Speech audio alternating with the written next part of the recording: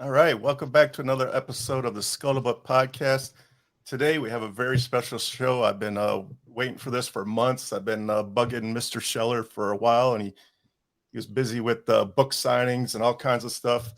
But before we get started, I want to thank all of our Patreon members, our show sponsor, Proven Valor. Without you guys, we couldn't do what we do. And just a reminder, we don't pocket any of that money that comes in. All the money goes right into the nonprofit that we started. And good news on that, I'm in talks with the Detroit Lions. I am looking at getting season tickets for next year. So what our goal is with Mr. Scheller, just so you know, what our nonprofit does is we send veterans and first responders to sporting events. We're at the ground level right now. We're just getting started with that part.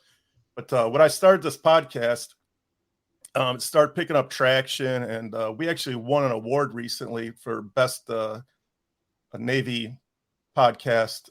Actually, it was a national award. But so Patreon members start climbing on, and I felt weird profiting from people's war stories.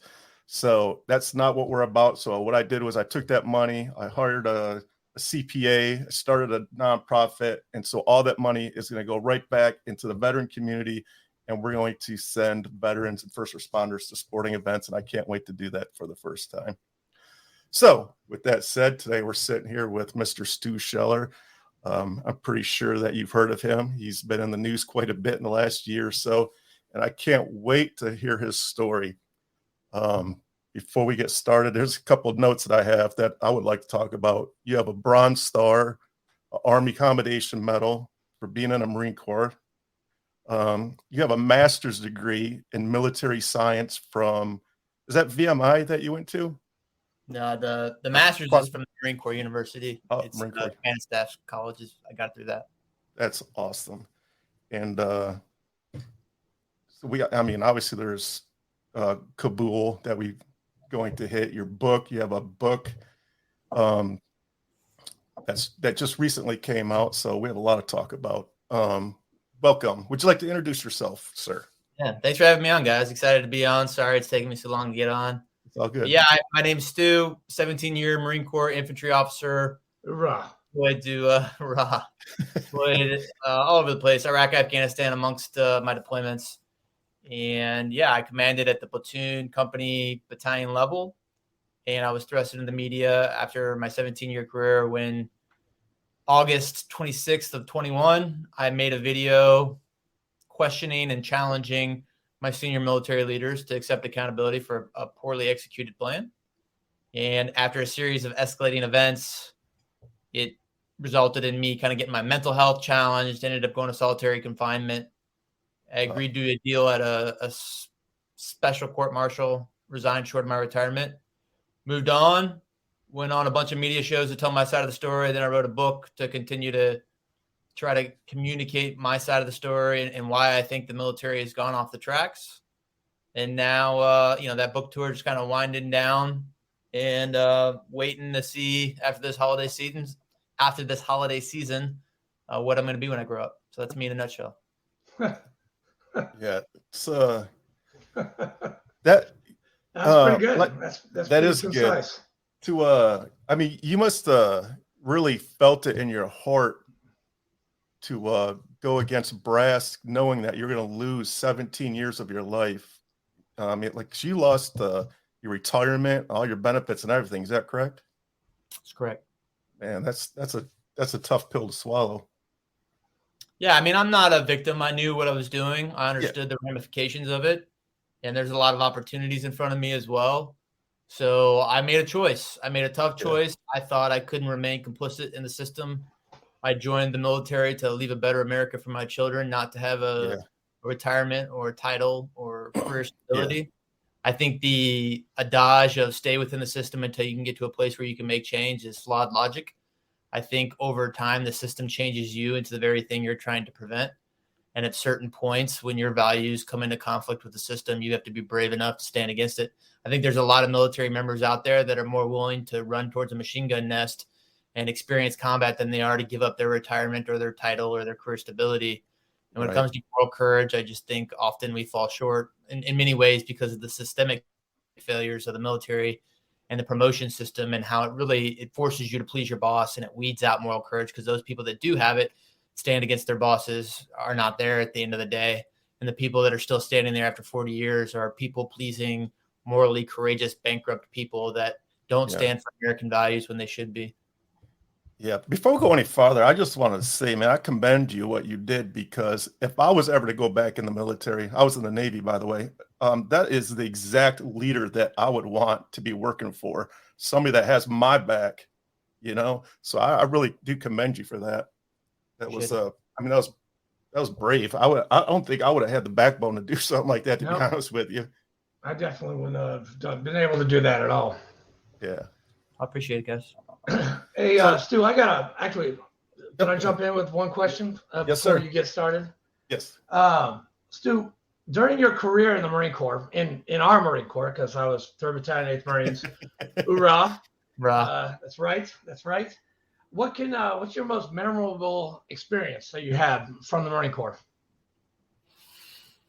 Oh, man, there's so many, it's like it's a lot. I know it's a lot to choose from. It's very vague. Are you in the mood for action? I think when, Afghanistan was a lot for me. I missed the birth of my first child. And so I was at EWS when they gave me my Bronze Star and my Army Commendation with Valor, and my ex-wife and my brand new son were there. And the colonel that presented it just did a really good job of going through the citation, made me feel good about myself. And that was a high moment for me. That's awesome. Yeah. Well, I was trying to study up on you, so I wanted to seem somewhat intelligent. He's a stalker. I read that I read that you've done a couple Mews.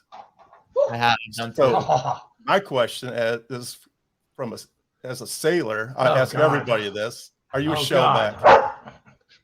You might say that again. Are you a shellback? Nah, we never crossed the line. All right, let the hazing begin. The Mews of my time were go to CENTCOM and do stuff. The Mews of back in the day, the shellback was like the gem. And I think it is again, but in my window of Mews, it was get to the fight as quickly as you can. And that was the shellback prize, if you will. Yeah. Man, that was good time, the shellback ceremony.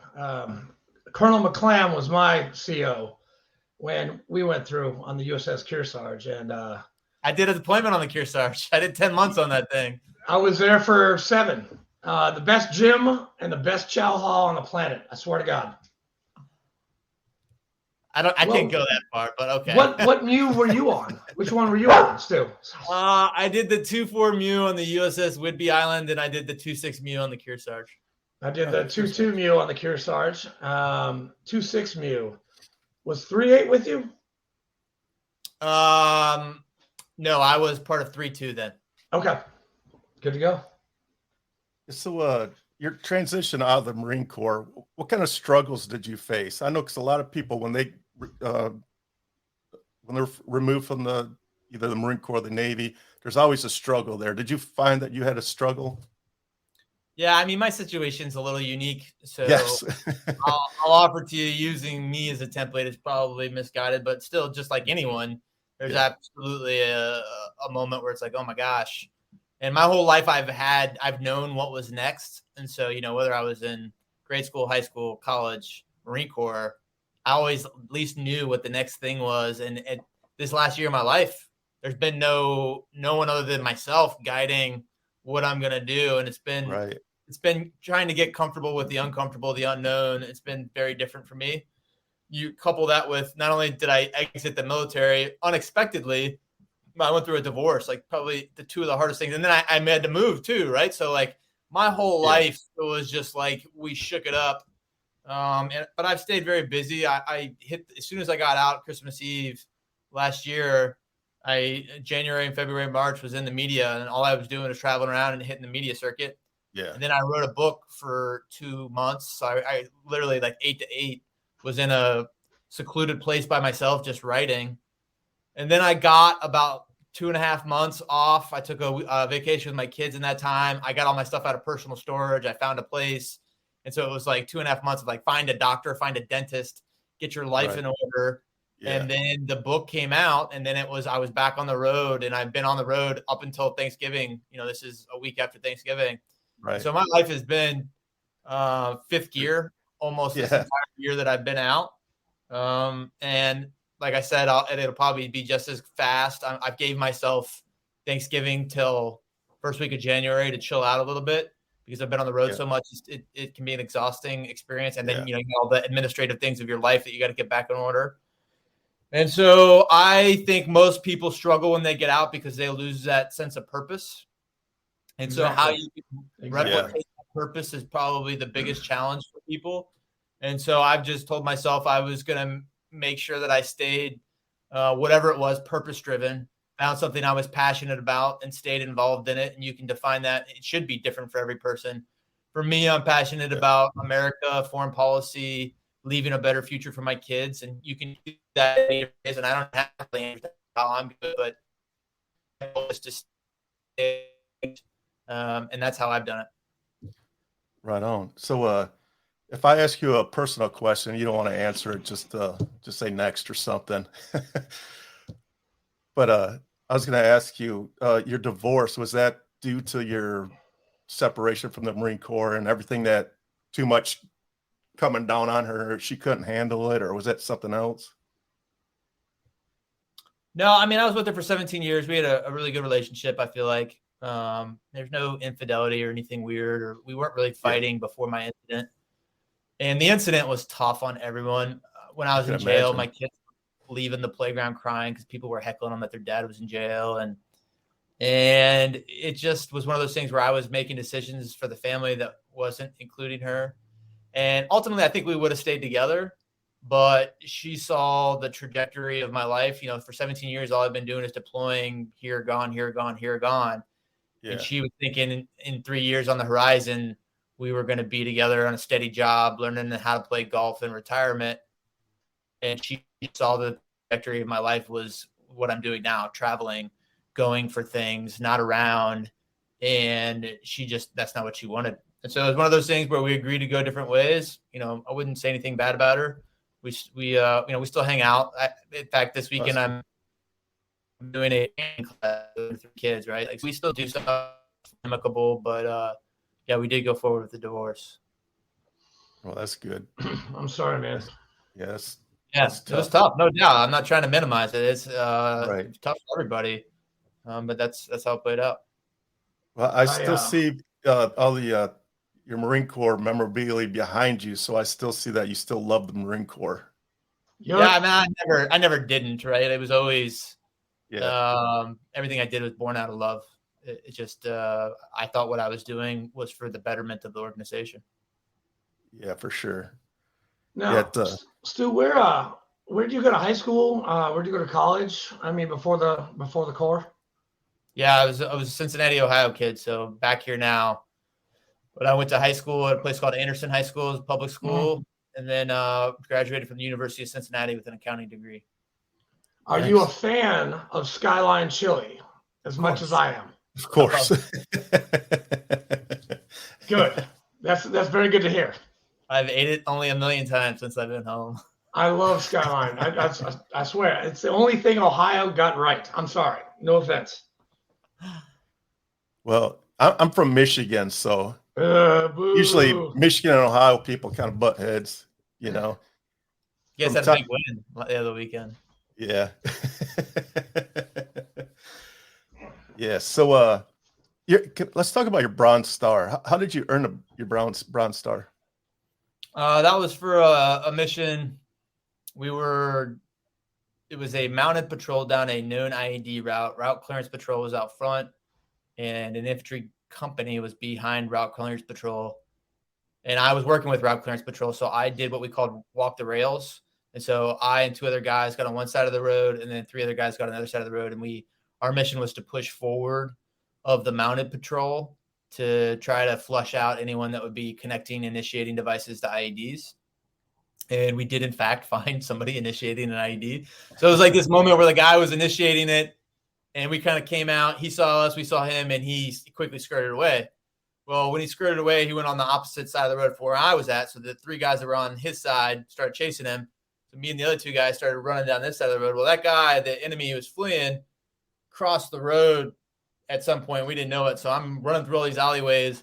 And it was one of those situations where like he came around the corner, I came around the corner, and we were like both face to face, and both like lift your guns and try to shoot each other. And somehow you both miss each other from like 3 feet away.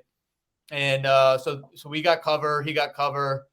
We played peekaboo, shoot back and forth at each other around the corner. And then what he was trying to do when he was initiating that IED, they were planning a complex ambush. So what they wanted to have happen was the patrol hits the IED and then all the machine guns open up. And so once we started getting into that firefight with that guy, the RP guys all on their machine guns realized like the gig was up. And so they started shooting their machine guns at us instead of the amount of patrol. And at this point, we didn't have the cover of our machine guns based on the angle and the buildings that were in between us. And so we were, I was only with 2 other guys, and you're pinned down from multiple machine guns and the guy we were trying to kill. I ended up killing the guy that was shooting at us, and it's crazy because there's gunfire everywhere. So I basically started chasing these other guys. And then all of a sudden at one moment I realized I was like 200 meters beyond even the guys that I was with, who was another like 400 meters beyond the mounted patrol. And I was kind of out there by myself. And what I ended up being able to do, I kind of panicked. I backed off a little bit because I didn't want to get so separated that I was almost a detractor, vice an enhancer of the fight at that point. And so I was able, the infantry company during this whole thing, this whole process that I just described took on like 20, 30 minutes. It didn't happen real quick. And so as soon as that firefights happened, the mounted infantry dismounted and looped around. And so I was able to then communicate with them, get them up into the fight, direct them onto the enemy. And long story short, the route clearance platoon ended up finding 7 IEDs right there. Damn. And so we were able to disarm all the IEDs. We foiled the ambush. We killed some guys. We pushed them back. And so, successful tactical mission on that day. Yeah. I can imagine how many Americans you saved that by doing that one day. That's pretty amazing. It was a good day. There's a lot of bad days. That was a good one. Yeah. So you said you killed the guy. So I know he was a bad guy and you're there to kill bad people, but does it still bother you knowing that you killed a human being? No. I mean, that guy was shooting me. Like, right, I know. I'm not thinking about it. I understand the guilt if you're like shooting, you hit a kid, all that. Like, I got it. Yeah. But like for me personally, if you're shooting at me, like I take pleasure in the fact that I was a better shot and I watched your head explode. Yeah. So I think if that was me, I think that probably would ruin my life if I saw somebody's head squirt. Right, you should see my hard drive, Fleek. I've got plenty from 3rd Platoon. Well, there's a reason why I joined the Navy and not the Marine Corps. Stu, were you in Ramadi in 2006 at all? I got there in 7. Okay, because okay, so we left. And quite honestly, even though it was a year different, it was a lot different of a fight. So the Al Anbar awakening happened spring of 07. Yeah. And so I ripped 2.5. I was 1.8, and 2.5's beginning of their deployment was what you experienced in 06. Yeah. And by the end of the deployment, it had dried up a lot. So my Ramadi was not the wild, wild west of your 06 Ramadi. My Ramadi was like long spats of nothing, and then all of a sudden the suicide vest would take some of us out, right? I heard something about that. Scott Husing is a good friend of mine, and I think they came in after us. Is that right? With 3-4. I know Scott. I've got his book, but I don't remember what year he was there. Yeah, that's good. Man, you've just seen a lot, sir. You've just seen a lot. So I have a question. So you have a master's degree in military science, which that is pretty damn impressive to me. So how do you fight an enemy that's not wearing a uniform? Everybody's just mingled in together in a town. Yeah, I mean, what's Stuart Scheller's opinion? Stuart Scheller's opinion is that foreign policy needs more realism injected to it.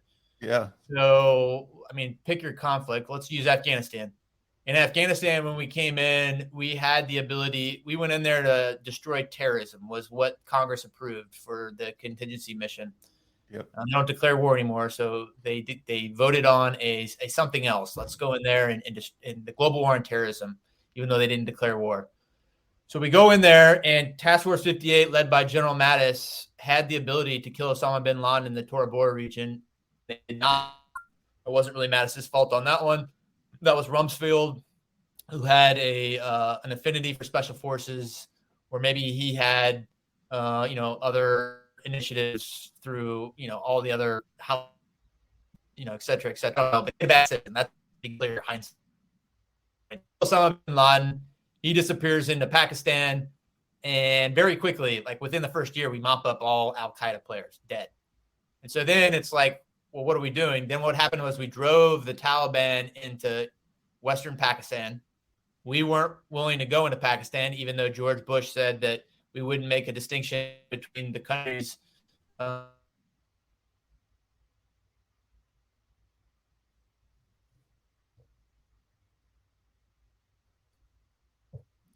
Government of Afghanistan. And so they weren't terrorists by the definition of the word. Terrorist is a non-state actor. We drove them into Pakistan. So does that make them terrorists? I don't think it does. We may not agree with their way of governing. Their morals are obviously very different, but they weren't terrorists. So then it's like, what were we doing? And we got caught in this long mission of, well, we didn't kill Osama bin Laden, and now we drove the Taliban at, so let's build a sustainable government. And that's where it goes off the tracks for me. And, so that's the Afghanistan failures. And then even a decade later, in 2012, we kill Osama bin Laden finally in Pakistan. Yeah. And still we decide, since we've already been here a decade, let's just stay and keep trying to build a sustainable government. Iraq is similar, not quite the same. We went in Iraq without much of a plan. I mean, we don't hold these general officers accountable. So I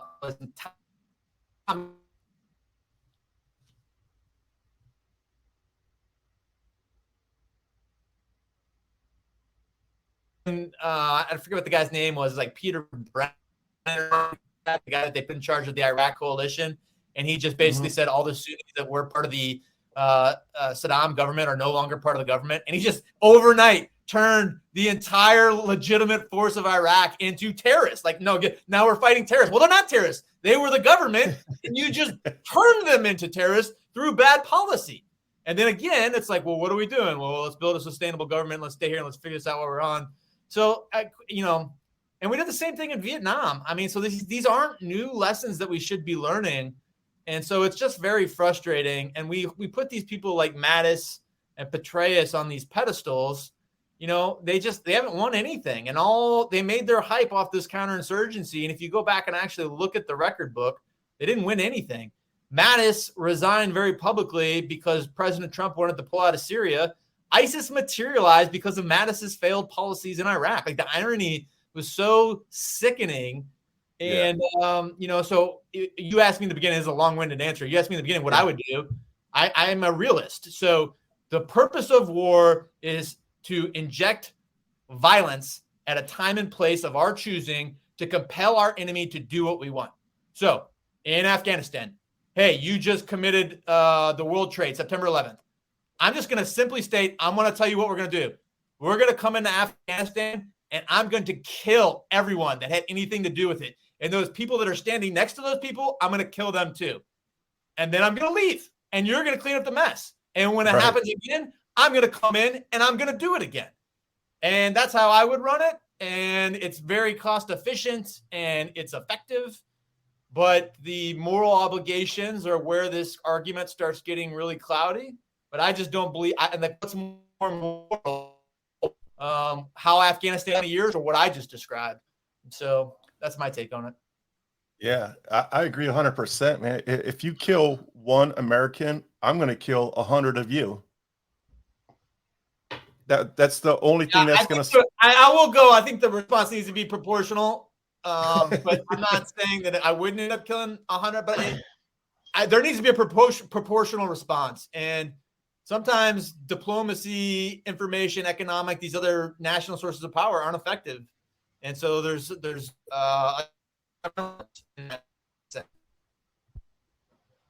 yeah. We in Ramadi, I remember a captain, he told us, if it moves, kill it. And we did. We had a very sporty summer. And I mean, we lost a lot of guys, but we also did some good for that city. I think we did. Yeah. I don't know. But yeah, yeah. There was the platoon I took over in one day back in Fallujah. And before talk about a battle where literally they started the southern part of the city, and that's what they said. If you see it, kill it. I mean, talk about like inside. There's no like if it moves, I want you to kill it. And I mean that's I mean, so there were parts of that were very intense. I think Captain Getz said it to us. Yeah. I don't know if you know Captain Getz. He taught at TBS for a little bit. You probably know Captain Getz or Major Getz or whatever his name is. See, Stu, he knows everybody that I ever served on. I know he did. I know he knows Neary. I know he knows Odom. I know he knows Sinclair. He knows Berger. I mean, Berger, I got to 3-8 when Berger and Neary did their changeover. So, yeah. St. Clair was actually my muse commander for one of those muses we were talking about. Get out of town. Small world, man. Small world. I mean, it's a small Marine Corps. Yeah, actually, Stu, that's a really good question. What do you think about the Force Design 2030 that's going on?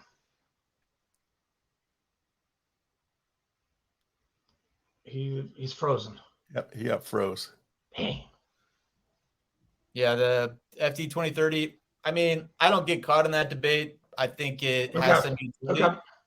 But FD, I'll give you my opinion. FD 2030 is General Berger's theory for how we're going to fight in the future.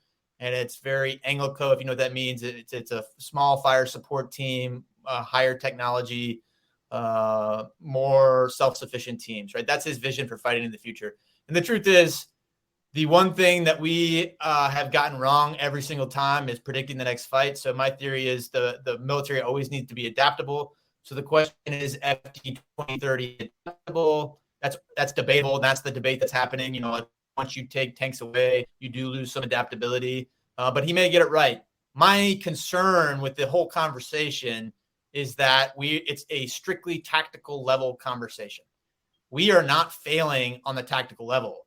We have always succeeded on the tactical level. Where we have failed every war since World War II is the scene between the National Security Council and the 4-star general combatant commander level. And FD 2030 doesn't do anything to address that because it can't, because it's strictly a service initiative. And right now the general officers aren't talking about where we're actually failing. And so it seems like, you know, based on your question, and I read all the articles and all the generals want to talk about like that, the tactical level. And it frustrates me actually, because who knows if that's right? We'll see.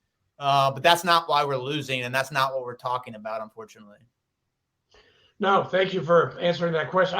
I wanted to get your insight on FD 2030 because I think it's wrong. I don't think they should be forcing anybody out or drawing anything down because we are the best fighting force in the world and we don't need to be less. We need to be more. Yeah. And, you know, and Berger, he took away my battalion. He took away 3-3. He took away second tanks, first tanks. I mean, he's talking about taking out LAR. And, I mean, I think that's a huge mistake. But that's just me. So, yeah, I mean, you know, I don't know. I've never had a conversation with David Berger. I've listened to him speak a couple times. What I'll say is I know why he did it. I don't think General Berger himself would argue that tanks, LAR, you know, 3.8, 3.3, is there utility in them? Yes, he would say yes. The reason he did it is fiscal. The budget, the personnel budget was sucking up too much of his slice of the DoD budget. And so sometimes leaders have to make tough decisions. And so he's making decisions based on the budget and what's sustainable.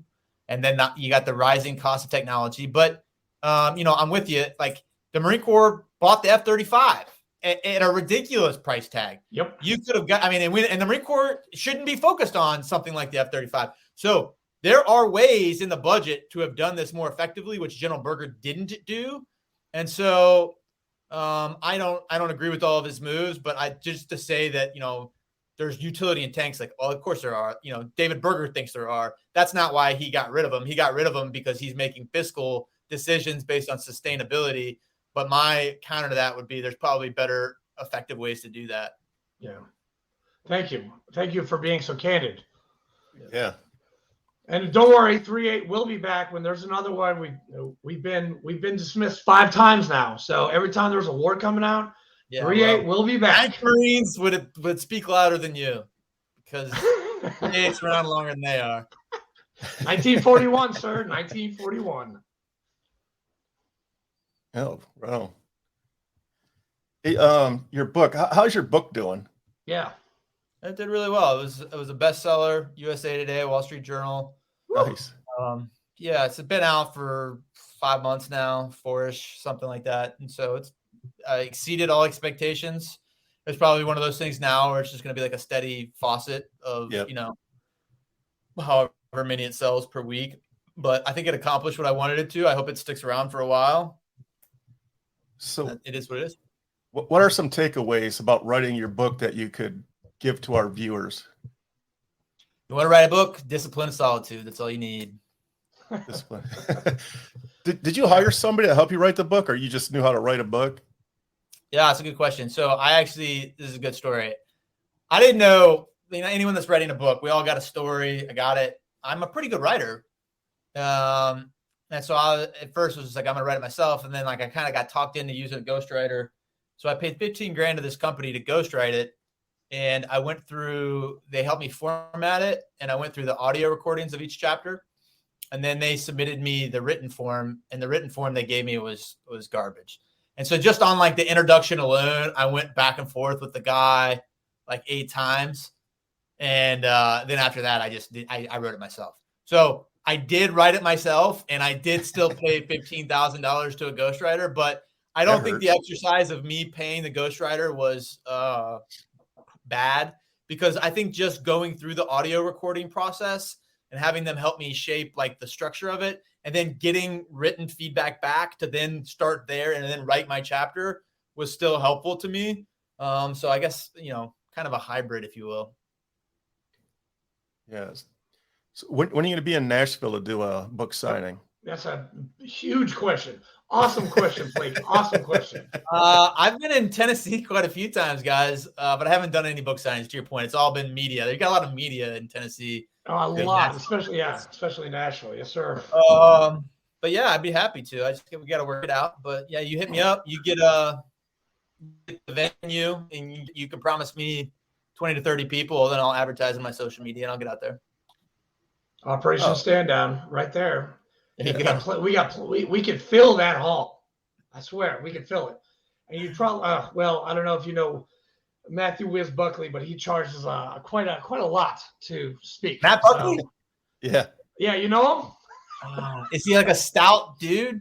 Yeah, he just had an interview with Marcus Luttrell, No Fallen Heroes, Lieutenant Commander, Navy. Yeah, he's a Navy fighter pilot.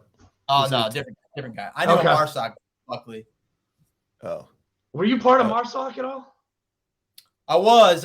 It's misleading a little bit. So I was a battalion XO there, but I'm not a badged Marsoc guy. So I was just a straight leg infantry guy, and then the battalion XO, the battalion commanders were badged guys, but the battalion XOs didn't need to be badged guys. They actually wanted the just regular infantry experience for the XO position. So I was a battalion XO for a year. And that was what, 2007, 2008? No, that was much later. That was a battalion XO. I was major, so that was 2019 to 20 actually. Okay. Damn. So I have a question. So when you were in college, do officers have recruiters just like enlisted people do? Yeah. And we call them monitors, but yeah, we do. Okay, it's basically the same thing. I got you. Were you in a fraternity? I wasn't. I had a house in college where I had 300 people that spent the night every night, so might as well. Yeah, that's a fraternity house right there. Yeah, perfect. But I did not have any Greek letters or pay any money per month. That's okay. I paid for my friends in college, and it didn't really work out because I don't talk to any of them right now. So don't join a fraternity, okay? Because you're not going to talk to them 20 years later. That's for all you guys out there in La La Land. Yeah. Well, I didn't go to college, so I went to college, but I didn't never finish. So I started having babies, and I was like, I can't have babies and pay to work full time and go to school. Doesn't work out too well. When do you go to TBS, Stu? As a student, I was there in the middle of 2005, but I went back and served as an instructor there for 3 years. That was 15 to 18. Nice. Were you on the East Coast and the West Coast, or just the East Coast? Just I was East Coast. I ping-ponged Lejeune and Quantico my whole career. Beautiful. Yeah. I was just up in Quantico. Had lunch with McClam like 3 months ago, who is now the commanding officer of TBS, if you didn't know that. Little Reggie, little cute little Reggie. So what do you do if like Hollywood comes knocking at your door and they want to turn your story into a movie? I don't know. I'd be hesitant, to be honest with you. I don't it would have to be done the right way. And right now the movie is not really my focus. Because in a lot of ways it may hurt me in some ways, depending on how it's done. So I would be open to it, and then I would have to look at it. It wouldn't be an automatic yes. Yeah. We have a Marine buddy that Hallmark's doing a movie on right now. That's cool. He was second LAR long time ago. He was 2001 Push of Nazaria. So that's his claim to fame. Right on. Yeah. And he always reminds us of it. I would too. I'm sure that was. I know, dude. That was some hardcore stuff right there. I was just graduating college in 2001. Yeah, I was only a year into college in 2001. How old are you, Stu? 41. You don't mind me asking? 41. 41. You sounded surprised. Well, you look a lot younger, man. You do. You look a lot younger. You don't look 41. You look like 36. I swear to God. I appreciate that. You just look young. I mean, you don't. Yeah, I don't know. Usually, and lieutenant colonels are like supposed to be like 50. In the infantry, we don't age well usually. So yeah, I'll give you that. You know, I mean, oh God, lieutenant colonels are supposed to be like, 47, 48, and 49, right? Like, and you were not. I actually, so I was at the basic school, like I told you, 15, 18. And at the basic school, they do, like, for lack of a better term, class reunions. And so there was this group of 68, the year 68, when these guys went through and they all came to the basic school. And I, as the major that worked in the shop at the time, was supposed to give them like here's what we do with training at lieutenants at the basic school now, right? And so they all get off this bus, this MCU bus, and I'm helping them into the auditorium, and I'm holding the door. They're all got like walkers, and they're all like old. Holding the door for them. This guy looks at me and he's like, "Majors were a lot older when I came through here," and I'm like holding the door, and I was like, "Are we getting younger or are you getting older?" And his wife was so funny, and she's laughing, and yeah, so that's my comeback now. People say I look young, but I've gotten it a couple times, so I appreciate it. Damn, are you working out, still PTing, running, all that stuff? I mean, I have to. That's like mental health wise. I struggle with anxiety, and if I don't work out, it gets bad. Are you anywhere near Hillsborough, Ohio? I'm in Cincinnati. So Hillsborough is like what, 2 hours north of you? Yeah. There is a great place up there called Save a Warrior. I went through it. It saved my life. It's a warrior detox. Jay Clark, he runs it. Actually, I'll be up there in January, seeing one of my guys go through. And I don't know, saved my life. Haven't taken meds in a year, and it's kind of streamlined my thinking and my process. I don't know. If you want any information, let me know. I will definitely gladly give that to you, sir. I appreciate it. Save a Warrior. Got it. Followed it away. Yeah, it's 72 hours and it's a detox. It's for firefighters, local Leos, EMTs, and veterans. It's really good. It saved my life. Cool. Yeah, so I'm trying to figure out how we can get 30 people together so we can get him down here to do a book signing. Dude, come on, man. We send everybody from the VFW and everybody. There's 2 of them in Nashville. We'll just send them. By the way, Stu, are you in the VFW? I am actually. Yeah, I am I paid the $400 to be a lifetime member. Yeah. Good for you, sir, because you're talking to a past commander and a current commander of the VFW right now. And yeah, I signed up in North Carolina, and it was a bunch of almost Vietnam vets, and I went to one in Ohio, and it was awesome because it was like the French lead was my age. Everyone in there was my age, so it's cool to see when there's some youth places because sometimes they can kind of get stale, if you will. No, exactly. Yeah, for sure. Our average age for our post is 43 years old. That's so great. We're a young post. And did you join the Surf City, North Carolina post?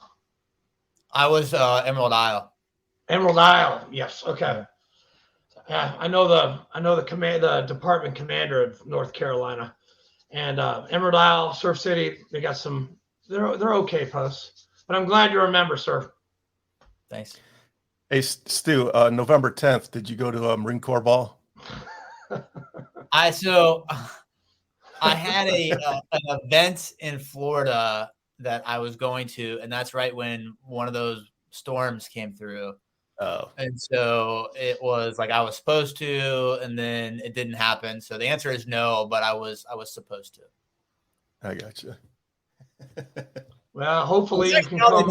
There's a leatherneck club in Vegas, which I had no idea about. And so in the end of October, I was out in Vegas, and someone's like, "Hey, I know the guy that owns the leatherneck club. You should go check it out." I've been to Vegas a couple times, never even heard of it. And the guy did a book signing for me. I went to it. I mean, it's amazing. So anyone that's in Vegas, I was blown away. And he was saying for the Marine Corps birthday, at that point I was only like 10 days away when I was out there at the end of October around Halloween-ish. He was saying he gets like 2,000 people, big names like Dakota Meyer. He went through some Medal of Honor winners. And so next year I'm thinking about going back out there because that, you got Vegas on the backdrop of that. So it seemed pretty cool. Yeah. Yeah. Well, if you go, let us know, man. I would love please to tag do. along. Take pictures. Yeah, I will. Yeah. So can you walk down the street without people recognizing you? It's really hard in North Carolina. It was almost impossible, but in Ohio, it's pretty easy. So when they do recognize you, how do they receive you? Like, are they dicks to you, or are they like? Funny you say that. Like I was like, you need security, you need to have a gun. No one has come up to me like at all and been negative, which is just mind blowing. Is based on the amount of negativity that's out there in social media. I mean, I've had maybe 3 guys that have come up to me and been like, "Hey, I disagree with you," but they do it in a respectful way, which you're allowed to not agree with everything I'm doing. Exactly. Yeah. Let's have a discussion about that. Yeah. As long as they're respectful, right? So like no one has come up to me and been disrespectful to my face at all, at any point. And so I think make what you want of that information. If you go on my Twitter, geez, it's like the whole world just wants to rip my head off. You go out in the real world and just everyone's so kind. So I don't know. Yeah. Isn't social media crazy like that, man? Like if Especially you just turn off social media. Twitter's the worst. I use Twitter specifically because Twitter is the worst. It's the worst. It is. There's a lot of libtards out there, man. I don't know what it is. It drives me crazy. I mean, it's like I don't even use the word libtard. It is just hate. Like they straight up just spew hate, whoever they are. Yeah, keyboard warriors, man. Yeah, they are. They're really good. They're judges. They're doctors. They're subject matter experts. I mean, you got all of them. They're all on Twitter. All of them. Every single one of them. Yeah. Yep. So I have a good buddy that I was in the Navy with. He's a homicide detective up in Chicago, and he worked the Jussie Smollett case. Woo! And man, like what the media did to that case and what really happened when you talk to them, it's like, holy shit, man. the media is out of control. They are out of control. I They're don't even out watch of the news control. anymore. Yeah, I can't watch the news. It's so depressing. But I love what Elon Musk is doing, man.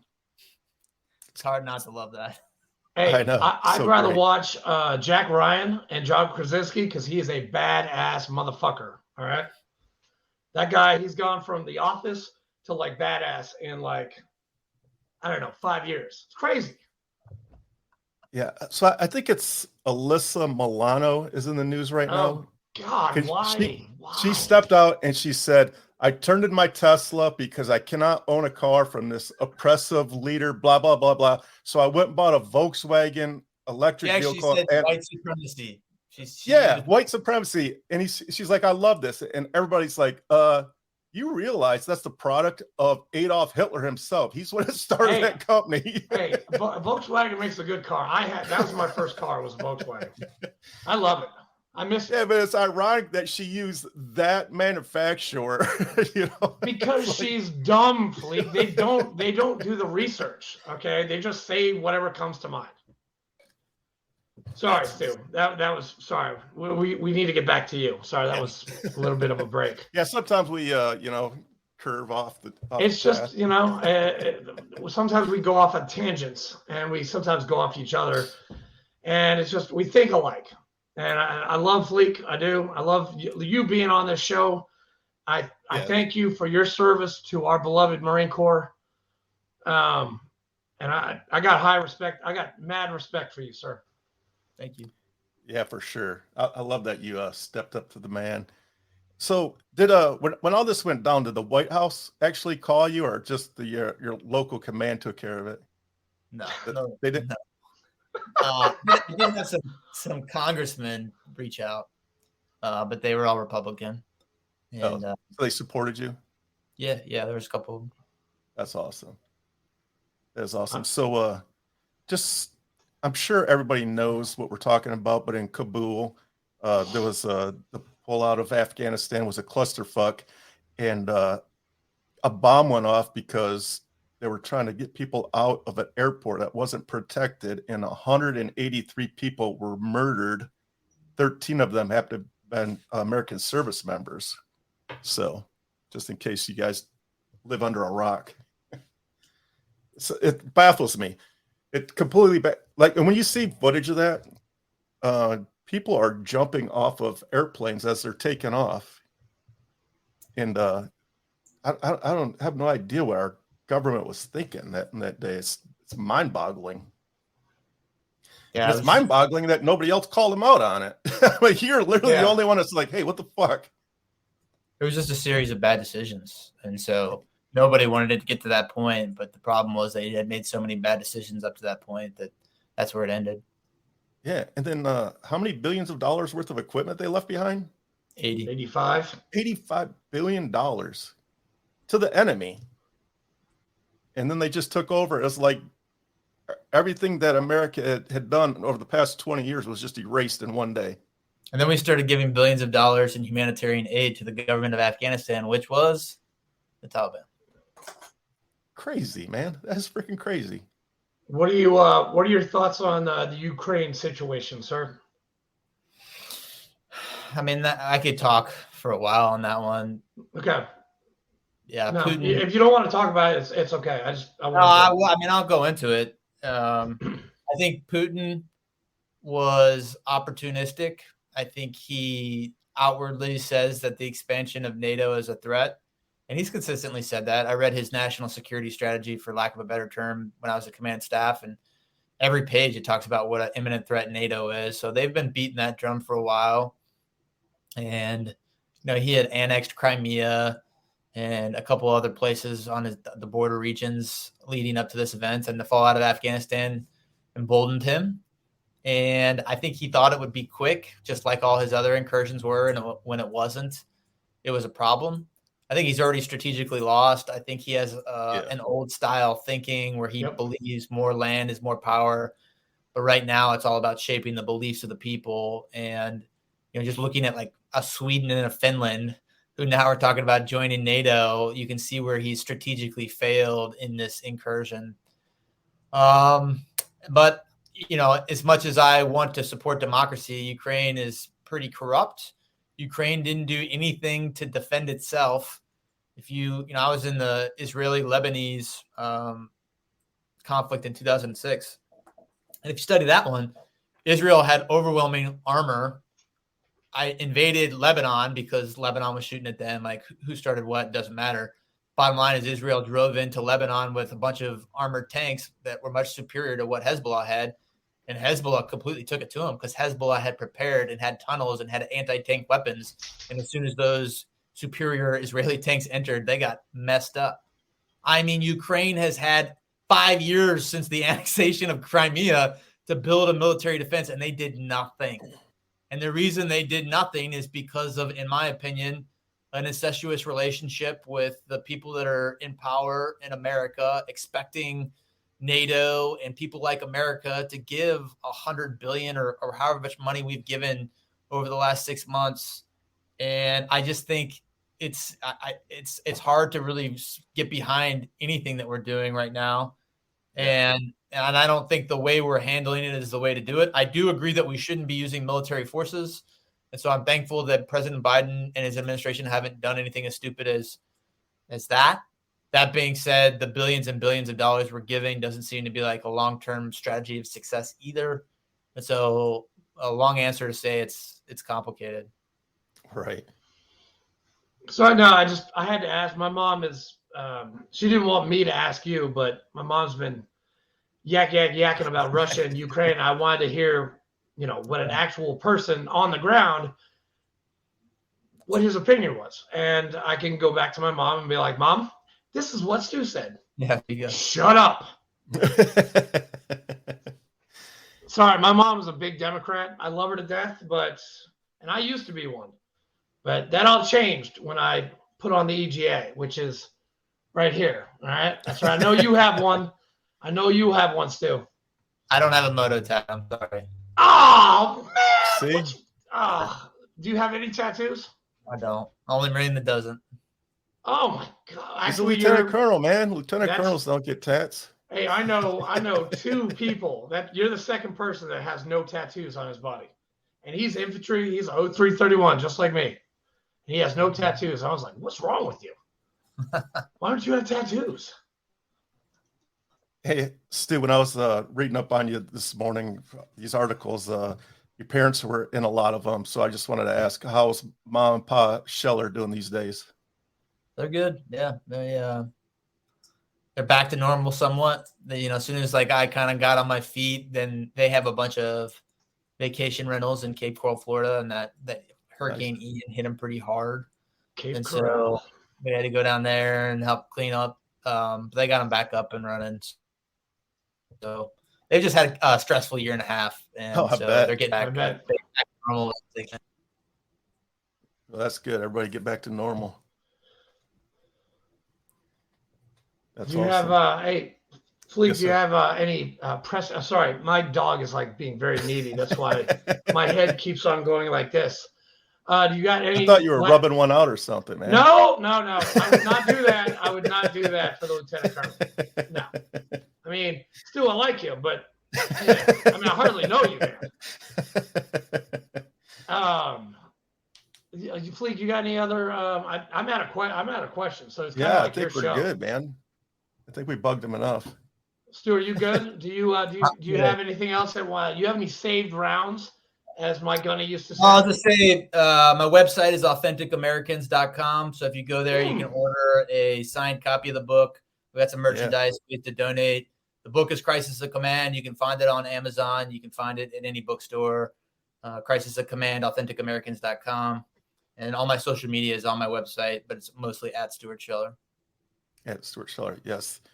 And stay tuned, everybody, because we will have him here in the Nashville area signing books. Yes, we will. We will. We definitely. Hey, don't doubt us, too. We will do it. We will get this done for you. Yes. Between Semper Sliders or something. Yeah, between myself and Sliders. Oh yeah, it's great. Between myself and Combat Chaps here, we pretty much know the entire veteran community here in Tennessee. So, you know what? I believe that. So I look forward to it. Yeah, we'll have some. We'll probably even have a couple first sergeants and some gunnies showing up from out of state too. I got 2 master guns I can call right now. That'd be cool. I mean, they're old. You guys just gotta set it up. I'm saying on camera, I will do it. Yeah. I'm telling you right now, we're gonna as soon as we hang up, the wheels are in motion, I'm gonna man. We're calling gonna my do this. people as soon as I get off the phone.